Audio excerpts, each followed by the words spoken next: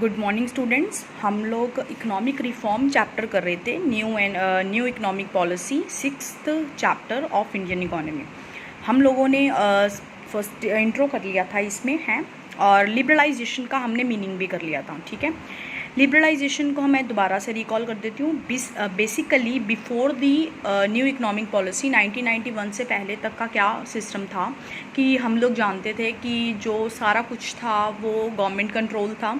ठीक है, और अगर प्राइवेट सेक्टर को अगर कोई भी अपनी ओपन करनी होती थी इंडस्ट्री, तो उनको प्रॉपर से एक लाइसेंस प्रोसीजर फॉलो करना पड़ता था। मोर ओवर उनके लिए कोटा थे, टैरिफ मतलब फिक्स मतलब करे हुए थे क्वांटिटी को कि आप इतना ही प्रोड्यूस कर सकते हो। रिस्ट्रिक्शंस थी कि आप इस वाले एरिया की इंडस्ट्रीज में एंटर नहीं कर सकते हो। Like there was so many of formalities. So after that after the 1991 new LPG introduce हुआ, न्यू इकोनॉमिक पॉलिसी आई जिसका मीन्स था LPG, that is liberalisation, privatisation and globalisation. Liberalisation basically liberalisation में यही था कि जो लाइसेंस पॉलिसी थी और वो जो रिस्ट्रिक्शंस थी, कोटा जो टैरिफ था, वो सब क्या कर दिया गया था, वो सारा कुछ उन्होंने रिमूव कर दिया था, रिलैक्स कर दिया था प्राइवेट सेक्टर को कि अब वो चाहें तो इंडस्ट्रीज़ को ओपन कर सकते हैं। लाइसेंस रखा था but for the very some of the industries. ठीक है, कुछ इंडस्ट्रीज़ के लिए उन्होंने रखा था जो कि मेजॉरिटी में चाहिए था कि हाँ जी वो बहुत ज़्यादा इम्पॉर्टेंट थी, और उनमें कुछ लाइक डिफेंस हो गया आपके, और लाइक कुछ ड्रग्स, केमिकल्स, मतलब दीज काइंड ऑफ इंडस्ट्रीज़ को छोड़कर बाकी सारी जो थी उन्होंने वो फ्री कर दी थी कि प्राइवेट सेक्टर उस फील्ड में एंटर कर सकते हैं। अब हम इसी को इन डिटेल पढ़ेंगे, लिबरलाइजेशन को, economic reform under the liberalisation. अब हम इसको ही डिटेल में देखेंगे। First is basically industrial sector reform. ठीक है, अब इसमें जो रिफॉर्म्स हैं, पहले हैं इंडस्ट्रियल से रिलेटेड क्या रिफॉर्म बने थे, देन आपके फाइनेंस सेक्टर से रिलेटेड क्या रिफॉर्म बने थे। ठीक है, एंड उसके बाद फिस्कल रिफॉर्म्स क्या बने थे। ठीक है, and then your external sector reforms. ठीक है, ये डिफरेंट काइंड ऑफ रिफॉर्म्स थे जो इंट्रोड्यूस हुए थे। ठीक है, सो हम इसी को पढ़ेंगे। First is economic reform under the liberalisation. अब इकोनॉमी में ऐसे क्या मतलब रिफॉर्म्स आए, क्या चेंजेस आए अंडर द लिबरलाइजेशन। ठीक है ना, first is abolition of industrial licensing. वही मैंने अभी जो आपको बात बोली, इकोनॉमिक रिफॉर्म में उन्होंने सबसे पहले क्या किया, जो इंडस्ट्रियल लाइसेंसिंग थी उनको रिमूव कर दिया गया कि अब अगर आपको कोई भी इंडस्ट्री ओपन करनी है तो आपको उनके लिए प्रॉपर लाइसेंस लेने नहीं पड़ते। बस वही मैंने बोला कि कुछ एक इंडस्ट्रीज़ रखी थी, like liquor industry, cigarette industry, defence equipments, industrial explosions and the dangerous chemicals, मतलब इनको छोड़कर बाकी सबको फ्री ऑफ लाइसेंस कर दिया गया था कि आप लोग प्राइवेट सेक्टर्स को विदाउट एनी लाइसेंस और विदाउट एनी परमिशन ओपन कर सकते हैं।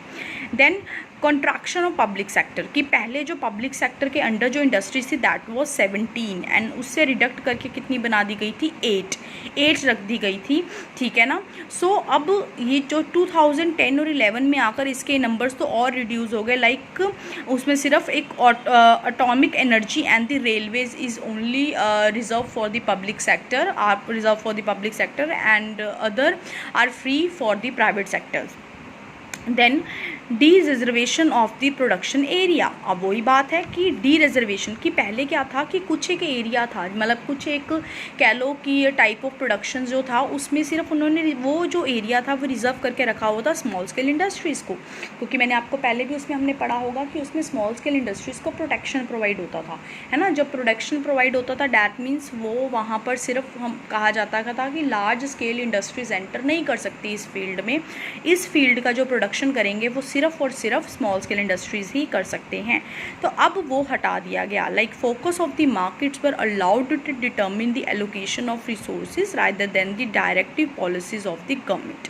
अब उनको फ्री फोर्सेस पर छोड़ दिया गया कि लाइक कि जहाँ पर अगर लार्ज स्केल इंडस्ट्रीज़ में कोई बिजनेस करना चाहता है तो दे कैन, मतलब वो अब स्मॉल स्केल इंडस्ट्रीज़ का जो प्रोटेक्शन था वो हटा दिया गया। Now expansion of production capacity, अब इससे क्या हुआ, अब प्रोडक्शन कैपेसिटी भी इंक्रीज़ हो गई ऑफ द प्राइवेट सेक्टर। पहले बोला जाता था प्राइवेट सेक्टर को कि कितना बनाना है, कौन बनाएगा, what to produce and how to produce, how much to produce, ये सब जो चीज़ें थी वो गवर्नमेंट के कंट्रोल में थी। And now freedom from licensing implied freedom from the capacity constraints, like पहले कंस्ट्रेंट लगे हुए थे कि आप इतनी ही कैपेसिटी को प्रोड्यूस कर सकते हो, और वो चीज़ अब हटा दी गई। अब कोई कंस्ट्रेंट नहीं था, प्राइवेट सेक्टर की जितनी विलिंगनेस थी, जितना वो उनको लगता था कि दे कैन प्रोड्यूस, है ना। सो वो अब अपनी लेवल और अपनी जो है एबिलिटी के अकॉर्डिंगली प्रोडक्शन करते थे। Sorry. Now the next is freedom to import capital goods. अब पहले क्या था कि ऑब्वियसली जो एक्सपोर्ट इंपोर्ट में भी काफ़ी तरह की रिस्ट्रिक्शंस थी, कोटास थे, टैरिफ थे। अब वो चीज़ें पहले उन्होंने वो इस चीज़ को प्रेफर कर रहे थे कि इंपोर्ट सब्स्टिट्यूशन की पॉलिसी को, कि हाँ जी अब हमने जो भी चीज़ें प्रोड्यूस करनी है वो इंडिया में ही करनी है, इंपोर्ट सब्स्टिट्यूशन लेकर आना है, बाहर से चीज़ें इंपोर्ट नहीं करनी है, इंडिया में प्रोड्यूस करनी है। बट आफ्टर दैट उन्होंने रियलाइज़ करा कि एवरीथिंग जो है वो इंडिया में प्रोड्यूस नहीं हो सकती थी। सो उन्होंने freedom they the import of capital goods. Like obviously जो वो टेक्नोलॉजी है वो आज तक हम लोग जो टेक्नोलॉजी है वो कहाँ है, हम बाहर से इंपोर्ट करते हैं, और जो दूसरे प्रोडक्शन है लाइक कंज्यूमर गुड्स हैं वो मेनली इंडिया में प्रोड्यूस किए जाते हैं। क्योंकि यही था ना, यही एक था कि मीन्स कंज्यूमर गुड्स का प्रोडक्शन जो है मतलब वो खुद ही किया जाए और उसको बाहर से इम्पोर्ट ना किया जाए। क्यों? क्योंकि वो इंडिया की कैपेबिलिटी है कि वो प्रोड्यूस कर सकते हैं। बट कैपिटल गुड्स, मशीनरी, ये सब चीज़ें जिसमें लगता था कि हाँ जी इंडिया इतना ज़्यादा कैपेबल नहीं है, वो चीज़ें वो बाहर से इंपोर्ट करने लग गए। मींस ऑब्वियसली जो अपग्रेडिंग देयर टेक्नोलॉजी वो करने लग गए, क्योंकि वहाँ की टेक्नोलॉजी ज़्यादा एडवांस थी। तो अच्छी चीज़ क्यों ना अडॉप्ट की जाए फॉरेन कंट्री की। So these are some economic reforms like evolution, industrial reform. Economic reform के अंडर है इंडस्ट्रियल रिफॉर्म। इंडस्ट्री से रिलेटेड क्या रिफॉर्म आई, लाइसेंस हटा दिया गया, ठीक है। पब्लिक सेक्टर के अंडर जो भी वो थी इंडस्ट्रीज़, उनके नंबर रिड्यूस कर दिए गए। स्मॉल स्केल इंडस्ट्रीज़ के लिए जो पहले एरिया रिजर्व किए गए थे वो प्राइवेट लार्ज स्केल इंडस्ट्रीज़ के लिए भी ओपन कर दिए, मतलब उनका प्रोटेक्शन हटा दिया गया। देन प्रोडक्शन कैपेसिटी इंक्रीज़ कर दी गई। अब प्राइवेट सेक्टर जितना चाहे प्रोड्यूस कर सकते हैं। And more over import of capital good की परमिशन दे दी गई। अब फाइनेंस से रिलेटेड क्या रिफॉर्म आए थे, फाइनेंशियल सेक्टर रिफॉर्म्स। बेसिकली अब हम किसी से भी, हमें किसी भी इंडस्ट्री को अगर फाइनेंस की या किसी भी पर्सन को फाइनेंस की ज़रूरत होती है तो वो दो ही सोर्सेज की तरफ भागता है, एक होता है बैंकिंग और एक होते हैं non banking financial institutions like companies वगैरह, है ना। उसके बाद सम टाइम हमें पता है कि stock market, stock exchange market भी होती है और फॉरेन एक्सचेंज मार्केट भी होती है, लाइक जिसमें शेयर्स, अगर पैसा इन्वेस्ट करना हो, अगर फाइनेंस की ज़रूरत होती है तो डेफिनेटली हम लोग बैंक और नॉन फाइनेंशियल इंस्टीट्यूशंस के पास जाते हैं। पर जैसे अगर हमें इन्वेस्टमेंट्स करनी होती है, फाइनेंस में जो डीलिंग होती है वो हमें पता है कि stock exchange market like share market और फॉरेन एक्सचेंज मार्केट में भी होती है। अब क्या किया गया, फाइनेंशियल सेक्टर जो था is regulated and control by RBI. हमें पता है आज तक वो आरबीआई से ही होता है control. Now under the liberalisation implied a substantial shift in the role of RBI from the regulator to facilitator of the financial sector. अब पहले वो सिर्फ रेगुलेट करता था, अब वो फैसिलिटीज़ भी प्रोवाइड करता है, फैसिलिटेट भी करता है। लाइक मतलब रेगुलेट में तो वो क्या करते थे, रेगुलेट में वो सिर्फ क्या करते थे, itself fix the interest rate structure for the commercial bank. But as a facilitator RBI would only facilitate the free play of the market forces, leave it to the commercial bank to decide their rate of interest structure and now competition rules the decision making process. अब obviously जो पहले था वो जो क्या rate of interest charge करना है that was also decided by the RBI, like each and every single decision is taken by RBI, because that again वही हो गया कि गवर्नमेंट के कंट्रोल में था। But after that, after liberalisation जो मार्केट है उनको फ्री छोड़ दिया गया, फ्री छोड़ दिया गया। ऑब्वियसली ऐसा नहीं है कि गवर्नमेंट की या आरबीआई की कोई मतलब कोई रिस्ट्रिक्शंस नहीं रही या फिर कोई उनका इन्वॉल्वमेंट नहीं रहा। आपने इकोनॉमिक्स में भी पढ़ा होगा, येस, बट स्टिल उन्होंने ये चीज़ें कमर्शियल बैंक्स के हाथ में कर दी कि सी दी मार्केट सिचुएशंस, कि जब मार्केट सिचुएशन देखो, डिमांड एंड सप्लाई के फोर्सेस देखो लोन के, उसके अकॉर्डिंगली आप अपने इंटरेस्ट रेट को फ्लक्चुएट कर सकते हो, but the main concern was that कि जो इकोनॉमी में है वो स्टेबिलिटी रहे, मनी सप्लाई की, इकोनॉमी में फ्लक्चुएशन नहीं आनी चाहिए. So that was the change after the liberalisation के बाद ये एक मेजर चेंज आया था. ठीक है. उसके बाद एक फाइनेंशियल मार्केट में और चेंज आया था कि जब फ्री प्ले हो गया, ठीक है, फोर्सेस का इमर्जेस, अब प्राइवेट बैंकर्स भी आ गए. ठीक है. Both domestic as well as international banking पे डीलिंग होने लग गई. तो फॉरेन इंस्टीट्यूशनल इन्वेस्टर्स भी आ गए, फॉरेन इन्वेस्टमेंट्स भी अलाउ हो गई, फॉरेनर्स का यहाँ पर इन्वेस्ट करना, यहाँ का फॉरेन में इन्वेस्ट करना, उनसे मीन्स एक इंट्रैक्शन शुरू हो गया एट द इंटरनेशनल लेवल. क्योंकि उससे पहले तक वो जो फाइनेंशियल इन्वेस्टमेंट्स थी उनको अवॉइड करते थे, उन अलाउ नहीं करते थे, ना ही करना और ना ही वहाँ से लेना. बट आफ्टर द लिबरलाइजेशन वो चीज़ें फ्री हो गई. अब बेसिकली क्या चेंजेस है, financial sector India has shown a multidimensional growth. इसकी वजह से ग्रोथ बहुत हुई and is playing a significant role in the growth and development of the economy. क्योंकि जब मनी की सर्कुलेशन इफेक्ट काफ़ी ज़्यादा हो गई तो उसकी वजह से इकोनॉमी में जो है वो ग्रोथ और डेवलपमेंट होनी शुरू हो गई. तो दो हमने मेजर इसमें रिफॉर्म देखे फाइनेंशियल सेक्टर में. पहला रिफॉर्म ये देखा कि जो आरबीआई था पहले वो रेगुलेटर था, उसके बाद वो क्या हो गया, उसके बाद वो फैसिलिटेटर हो गया. मतलब पहले तक क्या था कि each and everything RBI he decide कर देती थी और कमर्शियल बैंक्स को एज इट इज़ उसको अडॉप्ट करना पड़ता था. बट आफ्टर द लिबरलाइजेशन क्या हुआ कि गवर्नमेंट ने थोड़ा सा अपना कंट्रोल हटा लिया. उसने जो चीज़ें हैं वो मार्केट फोर्सेस पे छोड़ दी, मार्केट की सिचुएशन पे छोड़ दी, इन्फ्लेशन डिफ्लेशन जो ये फ्लक्चुएशंस आती हैं इन पर छोड़ दिया कि जैसी जो कंडीशन है उसके अकॉर्डिंगली कमर्शियल बैंक्स अपने रेट्स को डिसाइड कर सकते हैं और डिसीजंस ले सकते हैं.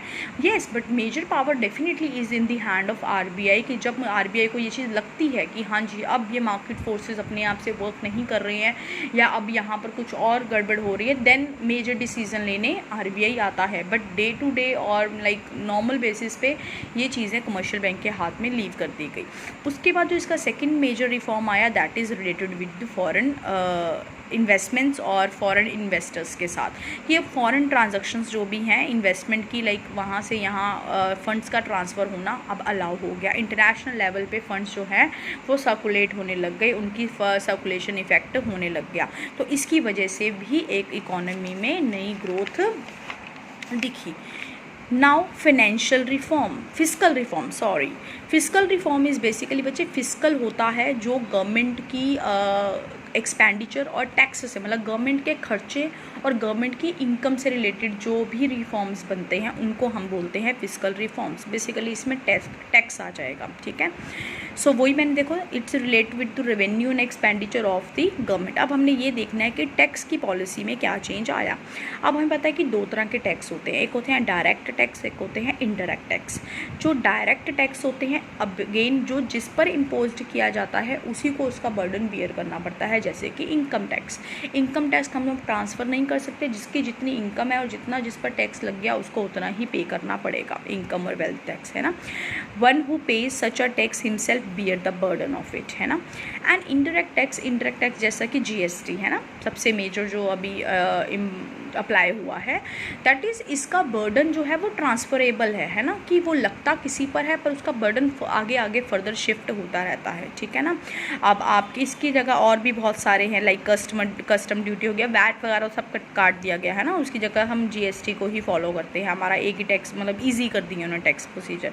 अब देखो यहाँ पर एक एग्जाम्पल है that is a shopkeeper paying GST to the government and can shift that burden of this tax onto the final buyer of the goods by adding the tax amount to the basic price of the goods sold.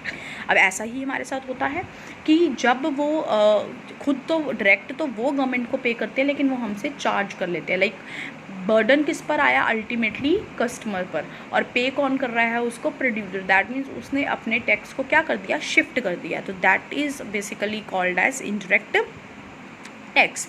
अब यही है कि prior to liberalisation क्या था, वो एक जो tax structure था वो हाईली कॉम्प्लिकेटेड था, समझना बहुत मुश्किल था कि कौन किसको क्या कर रहा है. अब उन्होंने क्या किया, fearing a heavy burden of taxation people would often evade taxes में अवॉइड करते थे, टैक्स पे नहीं करते थे, बट नाउ अब टैक्स स्ट्रक्चर क्या है, वो ट्रांसपेरेंट हो गया है, सिंप्लीफाइड हो गया है, मॉडिफाइड हो गया है।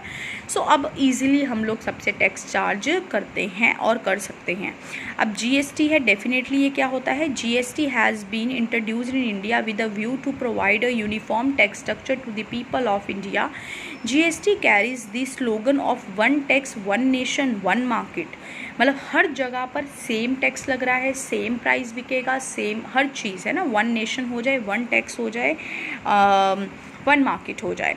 GST is expected to generate additional tax revenue for the government and increase the tax compliance and the reduce the tax evasion। अब वो बेसिकली कि टैक्स को जो लोग अवॉइड करते हैं और टैक्स जो नहीं आते उस चीज़ को मतलब हटा देना, ठीक है, और कंटिन्यूस जो टैक्स की प्रोविज़न है वो बढ़ा देना। नाउ सम एक्सटर्नल रिफॉर्म्स, अब हमने फिजिकल पढ़े, हमने फाइनेंस रिलेटेड पढ़े, हमने इंडस्ट्री रिलेटेड पढ़े। अब लिबरलाइजेशन में अंडर इसके अलावा क्या रिफॉर्म आए, एक आया foreign exchange reform and foreign trade policy reform. अब फॉरेन एक्सचेंज रिफॉर्म में वही चीज़ हुई कि decrease of Indian rupee against the foreign currencies, मतलब जैसे ही 1991 शुरू हुआ जो डीवैल्यूएशन हो गया कर दिया। अब डीवैल्यूएशन मीन्स गवर्नमेंट ने खुद किया, किसका, इंडियन रुपी का अगेन फॉरेन करेंसी में। जब हम इसमें अब आपको मैं फर्दर मैक्रो इकोनॉमिक्स में पढ़ाऊंगी कि डिक्रीज़ और डीवैल्यूएशन में क्या फ़र्क होता है। जब डीवैल्यूएशन होता है फॉरेन करेंसी का तो इट मीन्स वो गवर्नमेंट खुद करती है ना। अब devaluation mean fall in the value of rupee as compare to US dollar. इसकी वजह से क्या हो गया, दैट मीन्स हमने अब $1 के बदले अब हमें ज़्यादा रुपीज़ देने पड़ते हैं। And implying the US dollar the English pound can buy more goods in the Indian market. तो एक ही मेन इसका जो पॉजिटिव पॉइंट यही होता है कि जब हम अपनी करेंसी को डीवैल्यूएट करते हैं इसका मतलब ये होता है कि हम अपने एक्सपोर्ट्स को बढ़ाना चाहते हैं। क्यों, क्योंकि अब बाहर वाले लोगों को हमारे इंडिया में चीज़ें लेना सस्ती लगती हैं तो उसकी वजह से हमारे एक्सपोर्ट्स बढ़ जाते हैं, ठीक है। अब वो ये increase the supply of foreign currency into the Indian economy by the way of higher exports, जो मैंने अभी आपको बात बोली कि फिर फॉरेन करेंसी की जो सप्लाई है वो यहाँ पर बढ़ जाती है। The exchange value of Indian rupee in the international market was left to the free play of the market forces, ठीक है ना। आफ्टर दैट उसने फ्री फोर्सेस पर छोड़ दिया। एंड प्रेजेंटली क्या होता था, exchange rate is determined by the market. जब उसके बाद अब जो है वो मार्केट फोर्सेस ही क्या करते हैं, डिसाइड करते हैं डिमांड एंड सप्लाई। ये पूरा आपका एक डिटेल चैप्टर है इन द मैक्रो इकोनॉमिक्स, है ना, वो हम करेंगे, ठीक है।